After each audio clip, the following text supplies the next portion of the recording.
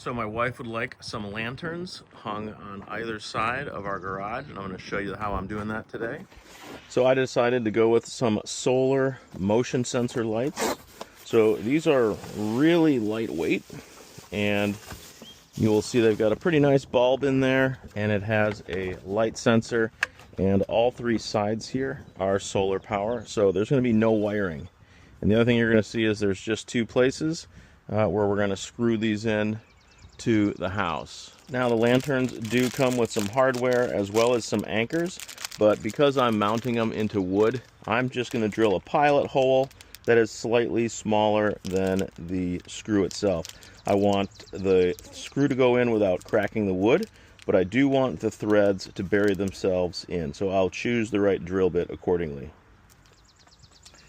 Now my 332 drill bit looks like a good match for the pilot hole for this screw. And by the way, if you don't have one already, I highly recommend a DeWalt screwdriver and driver set, along with the bit set that you've got here. I'll put links in the description, but I use these things for just about every project I do. Highly recommend it. All right, now following the diagram that my wife approved, we are going to put this lantern straddling this third inset in the siding, and she wanted the lantern to be slightly lower than the middle of this sloped piece of trim on the garage. So we're going to mount this right about here. Once we have this one where we want it, then we're just going to measure and then set the one on the other side. Alright, so I'm mounting this so it's slightly lower than the middle. And now I am going to check to make sure that I mount this level. And now with my awl, I'm just going to put a mark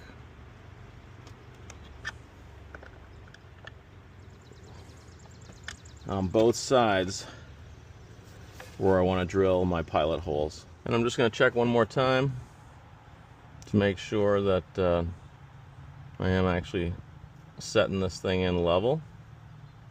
Now I'll drill both my holes.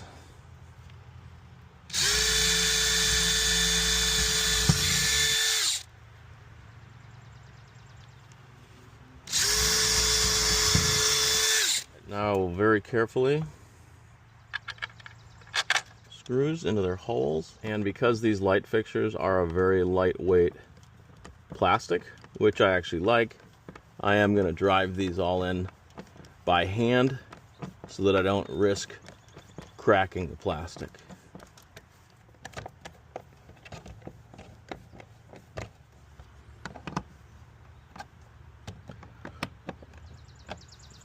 Once we have these in, peel the protective film off that just kept these from getting scratched.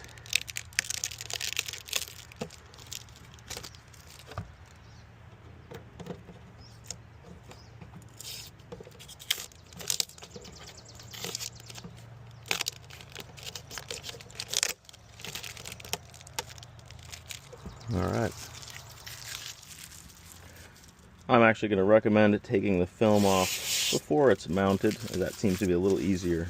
Now when we mount the second one, it's actually going to be a lot easier. We're just going to measure the distance down from the top of the trim, and that's going to be 14 5/8. So again, we're going to measure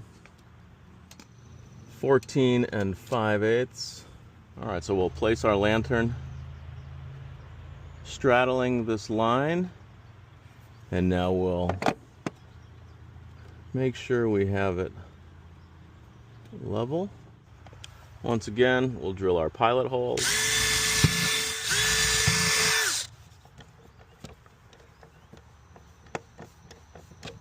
And now we'll just screw them in until they're nice and snug. But again, don't go too tight, or you can crack this plastic. There we go.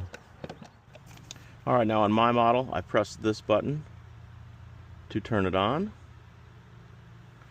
And now I'll press this button to enter mode 2 so that it comes on bright like a motion sensor when people come by. And here are the final lanterns. They look pretty good. We'll see how they do collecting solar energy tonight. The new lanterns look fantastic at night. Thanks for watching. Check out the description for more information and hit that subscribe button if you'd like to see more videos.